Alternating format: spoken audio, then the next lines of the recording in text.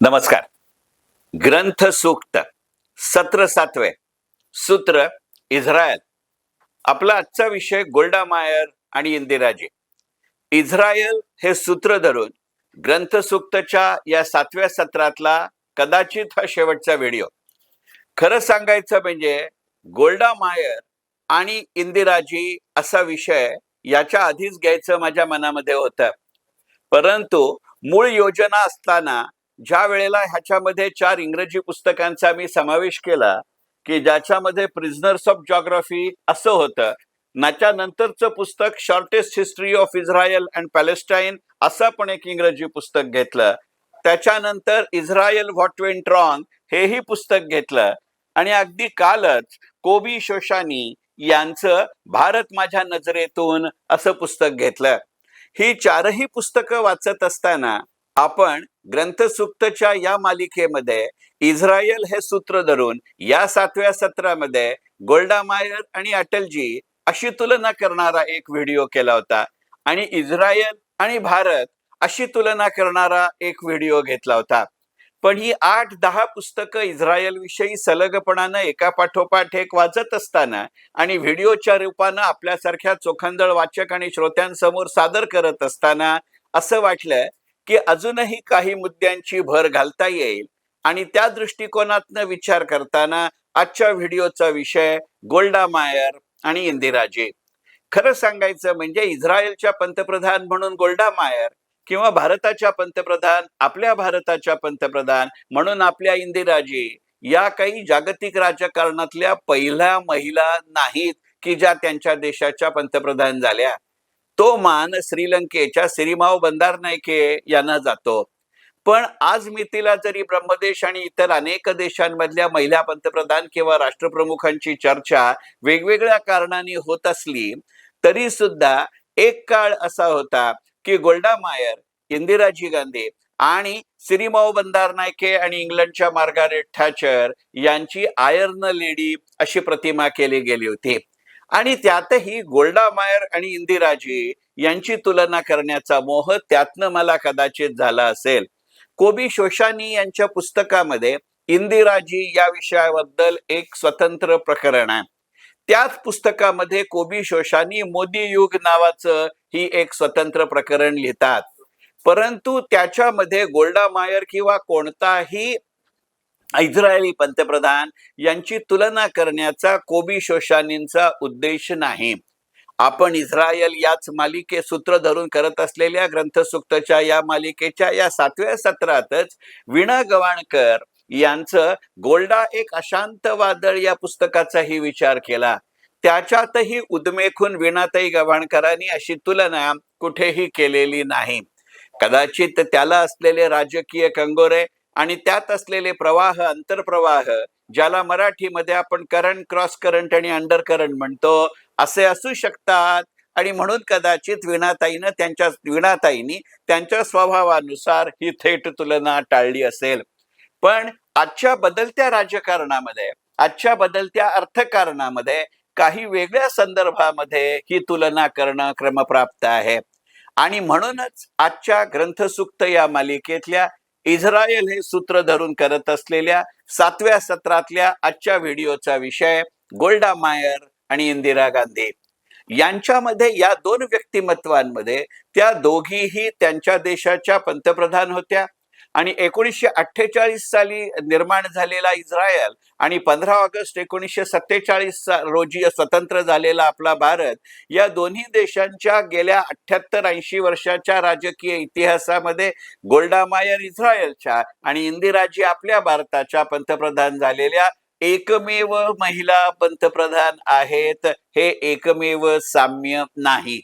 खरं सांगायचं म्हणजे त्यांच्या पंतप्रधान पदाचा काळ सुद्धा वेगवेगळ्या काळातला आहे. तुलनेनं गोल्डा मायर ह्या त्यांच्या राजकीय आयुष्याच्या उत्तरार्धामध्ये इस्रायलच्या पंतप्रधान झाल्या. ज्या वेळेला त्या इस्रायलच्या पंतप्रधान झाल्या त्यावेळेला गोल्डा मायर यांनी आपल्या आयुष्याची 70 पार केलेली होती.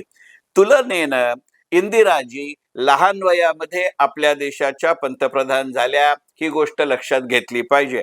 19 नोव्हेंबर 1917चा इंदिराजींचा जन्म आहे आणि लालबहादूर शास्त्रींच्या निधनानंतर लगेचच म्हणजे 1965च्या दरम्यान इंदिराजी आपल्या देशाच्या पंतप्रधान झाली आहेत. अशा दृष्टिकोनातनं हा फरक लक्षात घेतला पाहिजे. खरं सांगायचं म्हणजे त्यांच्या पंतप्रधान पदाच्या कारकिर्दीमध्येच फरक आहे अशातला भाग नाही, पण त्यांच्या मुळातच आयुष्याच्या कालखंडामध्येच फरक आहे. याचं कारण असं आहे की गोल्डा मायर यांचा जन्म 3 मे 1898चा, तर इंदिराजींचा जन्म जवळजवळ त्याच्यानंतर 19-20 वर्षांनी म्हणजे 19 नोव्हेंबर 1917चा. गोल्डा मायर यांचं निधन 8 डिसेंबर 1978ला झालं, तर इंदिराजींची वध किंवा हत्या ही 31 ऑक्टोबर 1984 झाली. म्हणजे इंदिराजींच्या पंतप्रधान पदाची दुसरी कारकीर्द ही गोल्डा मायर यांच्या निधनानंतर झाली आहे. हे सांगण्याचं कारण असं की या प्रत्येक दशकामधलं इस्रायल आणि भारत यांच्या राष्ट्रीय आणि स्थानिक राजकारणाचा पोत वेगळा होता आणि याच काळातल्या प्रत्येक दशकामध्ये जागतिक राजकारणाचाही पोत वेगळा होता. आणि शेवटी जेव्हा दोन देशांची किंवा दोन देशांच्या राष्ट्रप्रमुखांची तुलना करतो त्यावेळेला या पार्श्वभूमीचा विचार करावाच लागतो. म्हणजे आयन रँड जसं म्हणते की man is a product of his premises, हे अशा तुलनेच्या वेळेला लक्षात घ्यावं लागतं. आणि विशेषतः ज्या वेळेला इस्रायल आणि भारतासारखे आजच्या काळातले महत्वाचे देश यांची तुलना आपण करत असतो त्यावेळेला तर या मुद्द्याचा आवर्जून विचार करावा लागतो. अशा पार्श्वभूमीवरती गोल्डा मायर आणि इंदिराजी यांची तुलना करत असताना लक्षात येणारा घटक असा की या दोन्हीही राष्ट्रप्रमुख मनानं अत्यंत कणखर होत्या. धाडसी निर्णय घेण्याबद्दलच त्या ओळखल्या जातात आणि त्या प्रचंड देशभक्त होत्या, ही वस्तुस्थिती आहे. दोघींचाही बाह्य करिश्मा प्रचंड मोठा आहे, पण त्यांच्या वैयक्तिक आयुष्यात लहानपणापासून उतारवयापर्यंत अनेक वैयक्तिक दुःखांना त्यांना सामोरं जावं लागलंय. एका अर्थानं त्यांच्या कौटुंबिक जीवनामध्ये विशेषतः वैवाहिक जीवनामध्ये प्रचंड मोठं साम्य आहे आणि तसंच त्यांचं साम्य त्यांच्या राजकीय आयुष्यामध्ये आहे याचाही विचार करावा लागेल. कालच्या अर्थानं या दोघींनीही त्यांच्या वैयक्तिक आयुष्यामध्ये फार मोठ्या शोकांतिकांना त्या सामोऱ्या गेली आहेत, हे नाकारता येत नाही. यांच्या देशभक्तीचा विचार करण्याआधी एक गोष्ट लक्षात घ्यावी लागते की या दोघीही अमेरिकेतलं ख्यातनाम नियतकालिक टाइम याच्या मॅगझिनच्या कव्हर पेजवरती या दोघीही झळकलेल्या आहेत. पण या दोघींच्या राजकीय कारकिर्दीतला एक महत्वाचा फरक लक्षात घेतला पाहिजे. इंदिराजी पाकिस्तान विरुद्धच्या युद्धात ज्यातनं बांगलादेशची स्वतंत्र राष्ट्र म्हणून निर्मिती झाली त्यातनं त्या विजयी झाल्या होत्या. याच्या विरुद्ध गोल्डा मायर यांना योम किपूरच्या युद्धामध्ये पराभवाला सामोरं जावं लागलं होतं.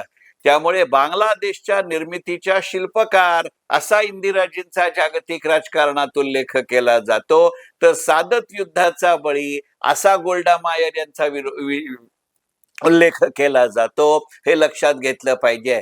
या युद्धातल्या पराभवानंतर गोल्डा मायर यांच्या राजकीय कारकिर्दीला उतरती कळा लागली होती. हा या दोघींच्यातला महत्वाचा फरक लक्षात घेतला पाहिजे. हा जरी फरक असला तरी या दोघींचंही वर्णन ज्या वेळेला त्या त्यांच्या राजकीय कारकिर्दीमध्ये तळपत होत्या त्यावेळेला त्यांच्या देशाच्या राष्ट्रीय राजकारणातला पुरुष असं केलं जातं. आपण याच मालिकेमध्ये वीणाताई गव्हाणकरांच्या गोल्डा एक अशांत वादळ अशा पुस्तकाचा विचार करत असताना मी उल्लेख केला होता की इजिप्तचे राष्ट्राध्यक्ष म्हणत असत की इजिप्त, इराक, इराण अशा आजूबाजूच्या राष्ट्रांमध्ये म्हटलं जातं की इस्रायलच्या राजकारणातला सगळ्यात मोठा सामर्थ्यवान पुरुष म्हणजे गोल्डा मायर. इंदिराजींविषयी 1975-71च्या युद्धानंतरही असाच उल्लेख केला 71-75च्या युद्धानंतरही असाच उल्लेख केला जात असे. अगदी अटलजींनी त्यांचं वर्णन दुर्गेशी तुलना करून केलं होतं, हे इथे जरा सुद्धा विसरता येत नाही. असा विचार करत असताना केवळ त्या आपल्या देशातल्या स्थानिक राजकारणामध्ये धाडसी निर्णय घेत होत्या अशातला भाग नाही. गोल्डा मायर आणि इंदिराजी यांना त्यांच्या देशातल्या कृषीविषयक धोरणाबदल्या काही यशस्वी पावलांचेही शिल्पकार किंवा जनक म्हणून ओळखलं जातं. इस्रायलच्या आजच्या कृषी क्षेत्रातल्या अनेक प्रगतींचे पुरस्कर्ते अशा अर्थानं गोल्डा मायर यांचं वर्णन केलं जातं. या बाबतीत अमेरिका आणि इंग्लंड यांच्या बाबत इंदिराजी आणि गोल्डा मायर यांनी स्वीकारलेल्या भूमिकेमध्ये किंवा धोरणामध्ये प्रचंड मोठं साम्य आहे. गोल्डा मायर यांच्याविषयीच्या या उदाहरणाची चर्चा आपण या मालिकेमध्ये केली आहे की तत्कालीन अमेरिकी राष्ट्राध्यक्ष रिचर्ड निक्सन असं म्हणत असत की ते गोल्डा मायर इस्रायलची भूमिका अमेरिकेपुढे मांडण्यासाठी अमेरिकेत येतात, पण अमेरिका ती मान्य करेल की नाही याच्याशी त्यांना काहीही देणं घेणं नसतं. त्या निमित्तानं अमेरिका स्थित ज्यू नागरिकांना भेटून आपली राष्ट्रीय भूमिका त्यांच्यापर्यंत पोचवायचं काम त्या करत असतात. 1946 साली गोल्डा मायर यांनी इंग्लंडला सुनावलेलं होतं की 6 लाख जूनपैकी प्रत्येकानं आपल्या ज्यू शेजाऱ्यावर लक्ष ठेवायचं आणि घडी घडीला तुम्हाला त्याचा अहवाल देत बसायचं, हे मला जरा सुद्धा मान्य नाही. अमेरिका काय किंवा 1946 सालचं इंग्लंड काय यांचं जागतिक राजकारणातलं स्थान लक्षात घेता अशा नवजात राष्ट्रानं त्यांना सुनावण्याची हिंमत दाखवणं हे आवर्जून लक्षात घेण्याजोग आहे. असाच एक प्रसंग इंदिराजींच्या आयुष्यामध्येही आहे. 1970च्या दशकामध्ये आपल्या देशामध्ये प्रचंड मोठा दुष्काळ पडला.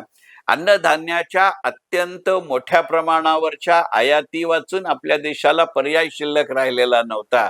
अशा वेळेला अमेरिकेनं आपल्या देशाला 2 जहाजं गहू देण्याचं मान्य केलं होतं. अगदी विना मोबदला विना शर्त असं नाही म्हणता येणार, पण विना मोबदला जरूर होतं. पण त्याबाबत त्यांची एकच अट होती.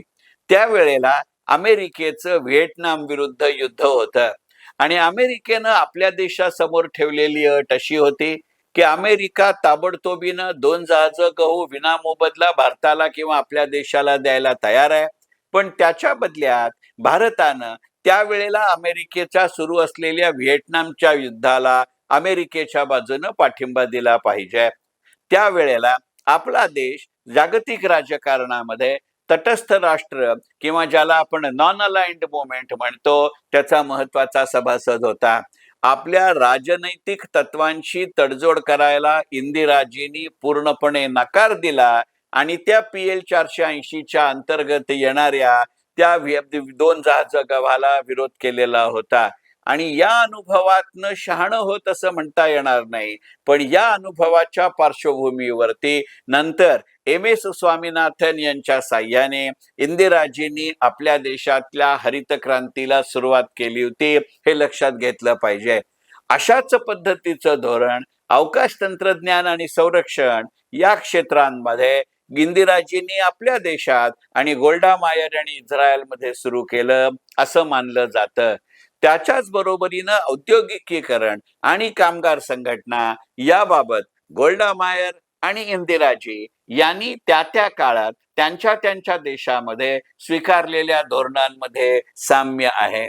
आणि म्हणूनच इस्रायल हे सूत्र धरून ग्रंथसूक्त या मालिकेमध्ये या 7व्या सत्रामध्ये आजच्या व्हिडिओचा विषय गोल्डा मायर आणि इंदिराजी. मनपूर्वक धन्यवाद. ग्रंथसूक्त.